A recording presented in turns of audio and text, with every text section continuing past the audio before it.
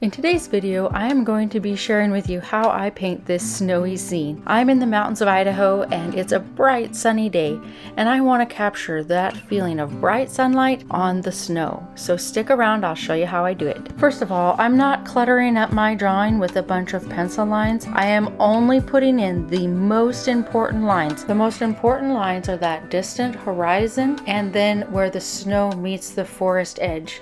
One of the biggest challenges with painting anything white in watercolor, whether it's snow or a floral or anything else that you want to stay white, is reserving the white of the watercolor paper.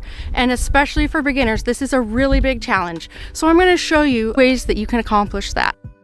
My paper is standing at a pretty steep angle, probably about a 70-degree angle, and it's really important to understand that my paper is completely dry, and I made this sky by using a wet into wet wash, but only in the sky area.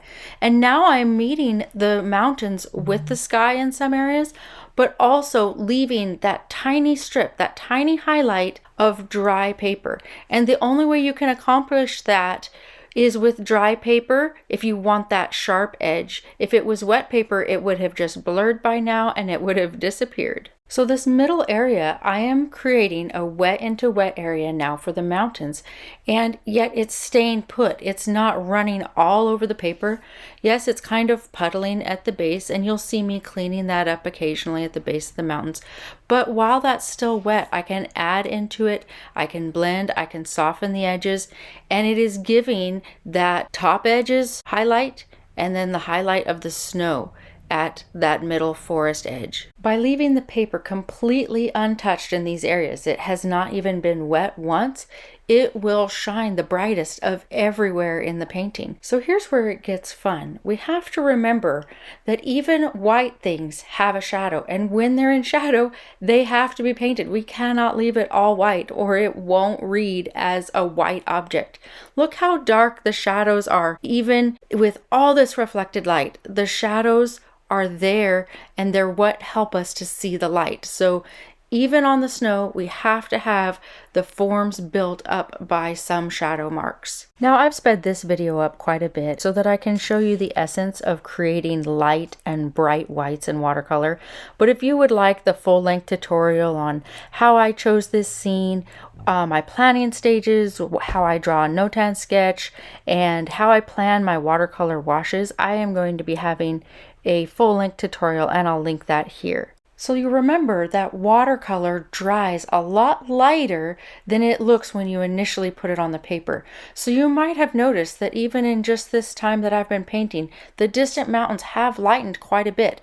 And so these trees that I'm putting on right now might seem too dark at the moment, but they are going to lighten up quite a bit. To create a sense of distance, we want to make sure that we keep things that are further away lighter than the things that are going to be closer to us. We also want to make sure that they're grayer. So this is a grayer blue. I'm not adding any yellows, any greens to those distant trees. Even though I know logically that they're green trees, this will help to create distance by having them being a bluish gray, more neutral color.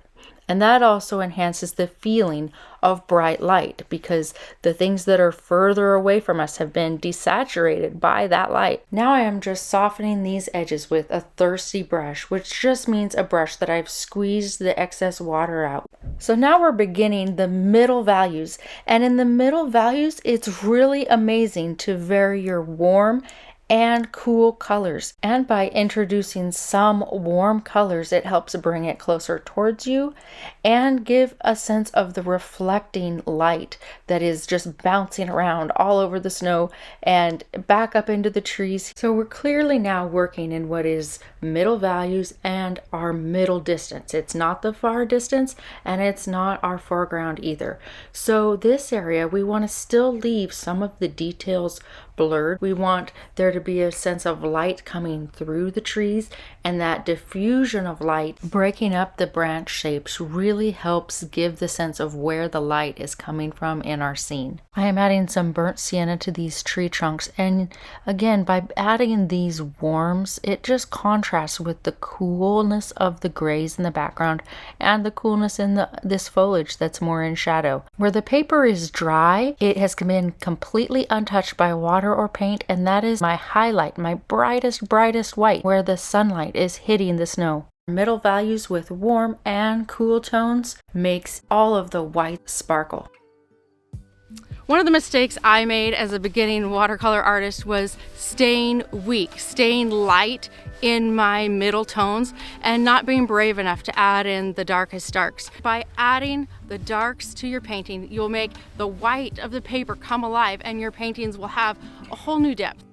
So for these darks, I am using my cobalt blue, burnt sienna, and carbazole violet. And all of my paint colors are by M. Graham Watercolors, and I will link those in the description below.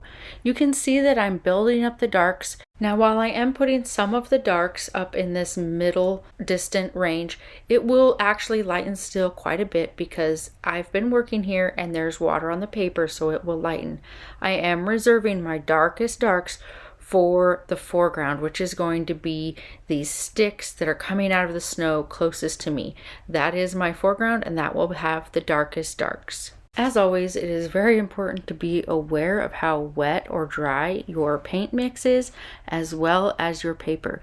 So down in this lower section where I had painted some of the preliminary shadows of these shapes, it is still a tiny bit damp, but because my paint mix is so thick, it's so dark and concentrated, I am just getting the littlest amount of blur and blend with that. It's not running very much, and the reason it's not running very much is because the paint is so thick and heavy that it resists that moisture in the paper. So for these branches, I had actually forgotten a smaller liner brush or a thin brush that would allow me to make these wispy lines.